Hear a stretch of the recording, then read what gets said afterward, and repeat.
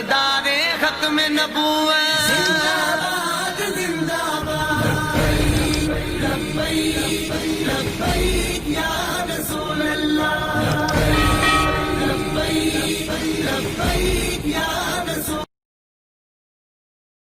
السلام علیکم ورحمۃ اللہ وبرکاتہ۔ بنت اسلام آپ کی خدمت میں حاضر ہوں۔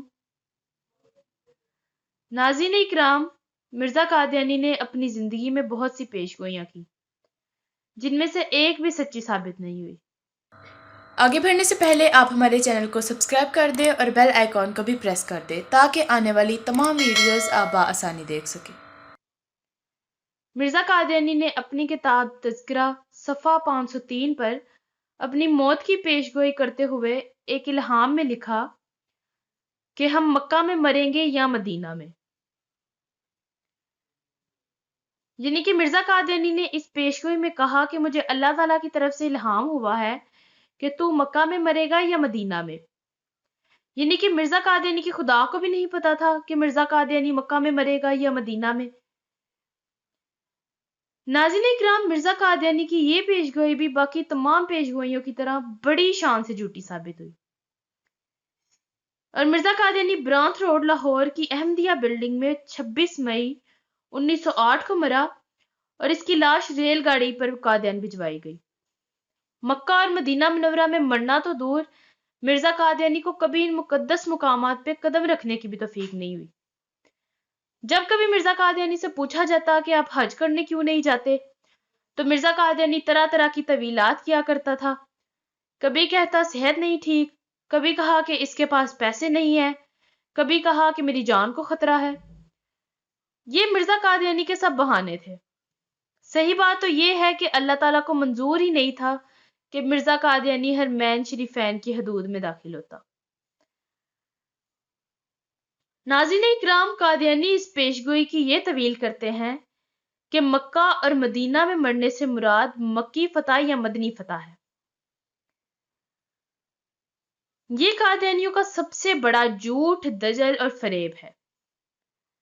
دنیا کی کسی لغت میں موت کے معنی فتح کے نہیں ہے، اور اگر موت کے معنی فتح ہیں تو پھر سب قادیانیوں کو زہر کھا کے مر جانا چاہیے تاکہ سب کی فتح ہو جائے۔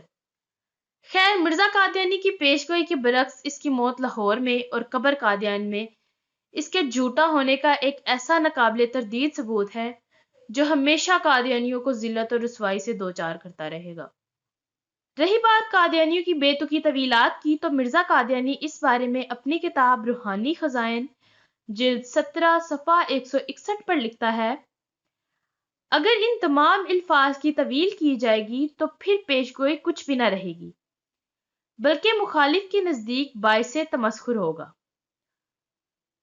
کیونکہ پیش گوئی کی تمام شوکت اور اس کا اثر اپنے ظاہر الفاظ کے ساتھ ہوتا ہے، اور پیش گوئی کرنے والے کا مقصود یہ ہوتا ہے کہ لوگ ان علامتوں کو یاد رکھیں اور انہی کو مدعی صادق کا معیار ٹھہرائیں، مگر طویل میں تو سارے نشان مقرر کردہ گم ہو جاتے ہیں، اور یہ امر مقبول اور مسلم ہے کہ نصوص کو ہمیشہ ان کے ظاہر پر عمل کرنا چاہیے، اور ہر ایک لفظ کی طویل مخالف کو تسکین نہیں دے سکتی، کیونکہ اس طرح تو کوئی بھی مقدم فیصلہ ہی نہیں ہو سکتا۔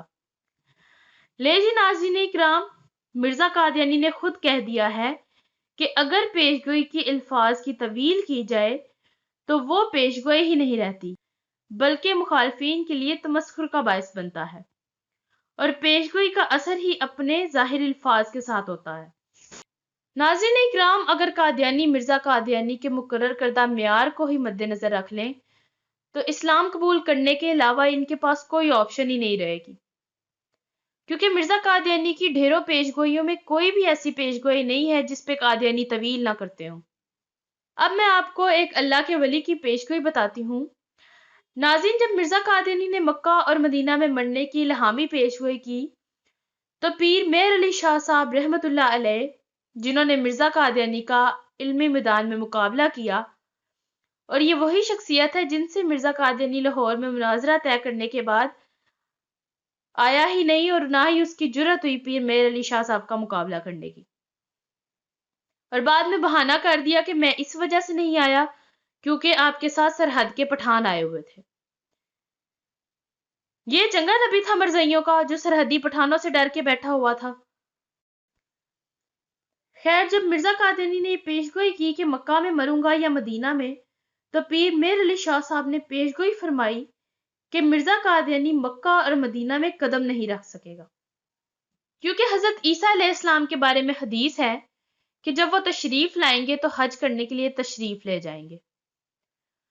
تو جب مرزا قادیانی نے مکہ اور مدینہ میں مرنے کی پیشگوئی کر دی، پیر میر علی شاہ صاحب نے فرمایا حج کرنا تو بہت دور کی بات ہے، اس دجال کو ان مقدس مقامات پر قدم رکھنے کی بھی توفیق نہیں ہوگی۔ یہ پیشگوئی پیر میر علی شاہ صاحب نے 1901 میں کی اور مرزا قادیانی اس کے بعد 7 سال تک زندہ رہا، اور اس کا خدائے یہ لاش مرزا غلام قادیانی کو نہ حج کروا سکا اور نہ ہی پیر میر علی شاہ صاحب کی پیشگوئی جھوٹی ثابت کرنے کے لیے ان مقدس مقامات پر قدم رکھنے کی توفیق دے سکا۔ یہ ہوتی ہے مرزائیوں پیشگوئی۔ ان کا نہ تو کوئی نبوت کا دعویٰ تھا، وہ ایک بزرگ تھے، اللہ کے ولی تھے، اور ایک طرف تمہارا نبی جس کی کوئی بھی پیشگوئی پوری نہیں ہوئی۔ یہ تھی مرزا غلام قادیانی کی جھوٹی پیشگوئی اور پیر مہر علی شاہ صاحب کی سچی پیشگوئی۔ اب قادیانی حضرات خود فیصلہ کریں کہ کیا یہ شخص کذاب اور دجال نہیں تھا؟ جب اللہ تعالیٰ اپنے پیارے بندے جس کا نبوت کا دعویٰ بھی نہیں ہے اور کچھ بھی نہیں ہے، صرف اللہ کا نیک بندہ ہے، اس کی پیشگوئی پوری فرما سکتا ہے، تو اگر مرزا قادیانی سچا ہوتا تو اس کی کوئی تو پیشگوئی سچی ثابت ہوتی۔ اللہ تعالیٰ مرزائیوں کو سمجھنے کی توفیق عطا فرمائے۔ ویڈیو کو زیادہ سے زیادہ شیئر کریں، کمنٹ سیکشن میں اپنی رائے کا اظہار ضرور کریں۔ السلام علیکم ورحمۃ اللہ وبرکاتہ۔